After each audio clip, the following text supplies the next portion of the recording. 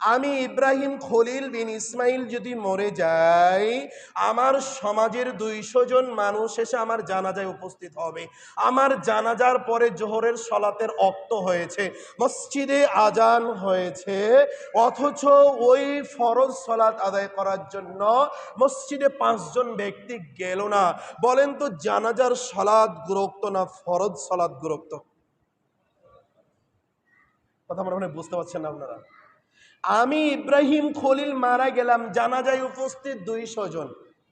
কতজন? 200 জন জানাজায় উপস্থিত হয়েছে। আমার জানাজা দেওয়ার পরে, মাটি দেওয়ার পরে ওয়াক্ত হয়েছে জোহর অথবা আসর অথবা মাগরিব অথবা এশা।